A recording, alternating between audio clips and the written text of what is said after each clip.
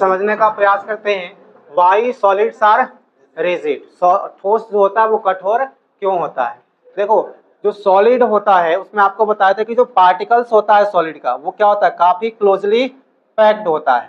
जो सॉलिड होता है सर उसके पार्टिकल्स क्या होते हैं, आपस में क्लोजली पैक्ड होता है, बहुत पास पास होता है ना। बहुत पास पास होने का मतलब क्या है, इंटर मॉलिक्यूलर स्पेस बहुत ही कम होता है। इंटरमोलिकुलर स्पेस बहुत कम होने के कारण इसमें फोर्स ऑफ अट्रैक्शन बहुत ज्यादा लगता है। मतलब उसमें जो अट्रैक्शन है पार्टिकल्स के बीच में, खिंचाव जो होता है वो बहुत ज्यादा होता है। और अगर खिंचाव बहुत ज्यादा है तो आप उसका शेप चेंज कर सकते हो क्या, नहीं होगा। शेप चेंज अगर करना हो तो पार्टिकल्स के बीच में फ्लेक्सिबल होना जरूरी है।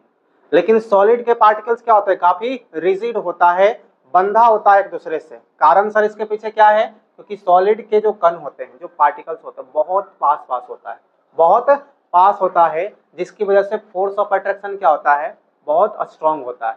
और अगर फोर्स ऑफ जो अट्रैक्शन है वो बहुत ज्यादा स्ट्रांग है तो उसको सेपरेट करना उतना ही ज्यादा मुश्किल हो जाता है। अगर आप उसको अलग करने का प्रयास करोगे तो वो अलग नहीं होना चाहेगा। जैसे देखो ये क्या है, सॉलिड्स के पार्टिकल्स को अरेंज किया गया है सर। ये सॉलिड्स के पार्टिकल्स को क्या किया गया है, अरेंज किया गया है। पार्टिकल्स वेरी क्लोज है जिसके कारण इनके बीच में फोर्स ऑफ अट्रैक्शन बहुत ज्यादा है। आप किसी का हाथ पकड़ो और बहुत जोर से पकड़ो, छुड़ाना बहुत मुश्किल हो जाता है। ठीक है, इस तरह से अगर कोई पकड़े हुए है मतलब स्पेस क्या है, बहुत कम है, तो यहाँ से छुड़ाना बहुत मुश्किल है।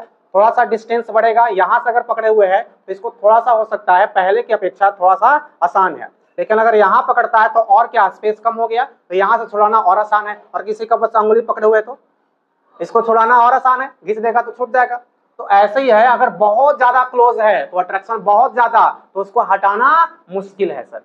अगर थोड़ा डिस्टेंस होता तो फोर्स ऑफ अट्रैक्शन थोड़ा कम लगता, तो वहां से हटाना थोड़ा आसान था। जैसे गैस के पार्टिकल्स में बहुत दूर दूर होता है, इनके बीच में स्पेस बहुत ज्यादा होता है, तो इनको ऐसे ही अलग है सर बैठा हुआ है, तो इनको अलग करना और भी आसान है।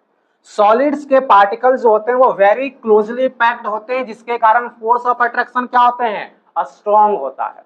फोर्स ऑफ अट्रैक्शन पार्टिकल्स के बीच में बहुत ज्यादा होता है, जिसके कारण जो कंस्टिट्यूएंट्स पार्टिकल्स होते हैं, जो उसके कंपोनेंट होते हैं, वो क्लोजली पैक्ड होते हैं। और इसी कारण से हम लोग कहते हैं कि सॉलिड क्या होता है, रिजिड होता है। डेफिनेशन याद कीजिएगा, in solid intermolecular space is minimum.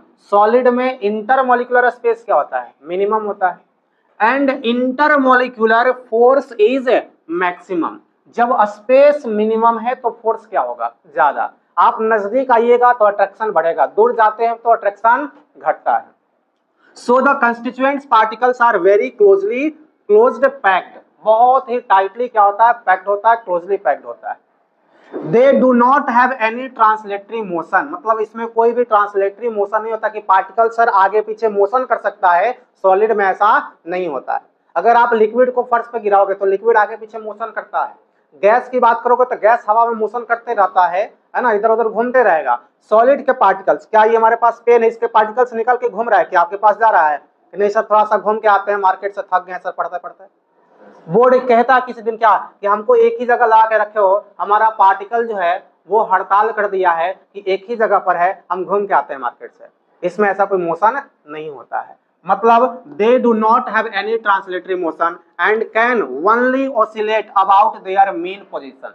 मतलब सिर्फ और सिर्फ क्या करता है, ऑसिलेट करता है। जो पार्टिकल्स होता है सॉलिड का वो आगे पीछे ऑसिलेट करता है, लेकिन अपने मेन पोजीशन से ही, इससे बाहर नहीं आएगा। सॉलिड के जो पार्टिकल्स होता है वो अपने मेन पोजीशन पे थोड़ा बहुत आगे पीछे वो वाइब्रेट करता है, लेकिन आपको दिखाई बाहर से नहीं देता है सर। बाहर से दिखाई बिल्कुल भी नहीं देगा, उसके अंदर ही पार्टिकल का जो मेन पोजीशन है, थोड़ा बहुत भी तो स्पेस होता है। हमने कहा कि देखो कोई भी मैटर का स्टेट हो, जो पार्टिकल्स होता है ना इसके बीच में स्पेस होता है। अलग बात है सॉलिड में बहुत कम होता है।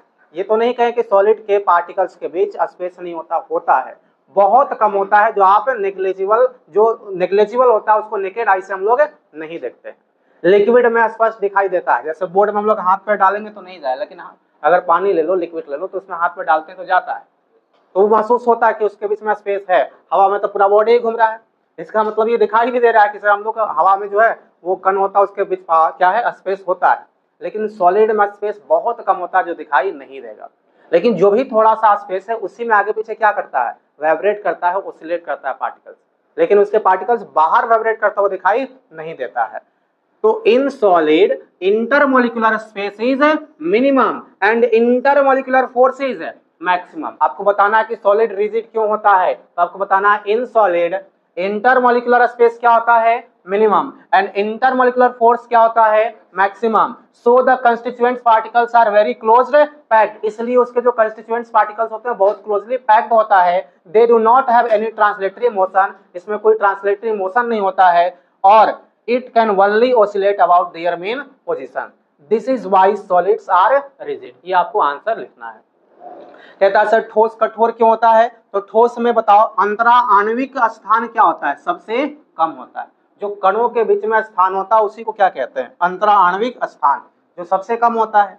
और अंतरा आणविक बल सबसे क्या होता है, अधिक होता है। अंतरा आणविक बल सबसे अधिक होता है क्योंकि स्थान बहुत कम है सर, इसलिए इनके अवयवी कण जो होते हैं वो अति निकटता से बंधे रहते हैं, बहुत पास पास क्या रहता है, बंधा हुआ रहता है।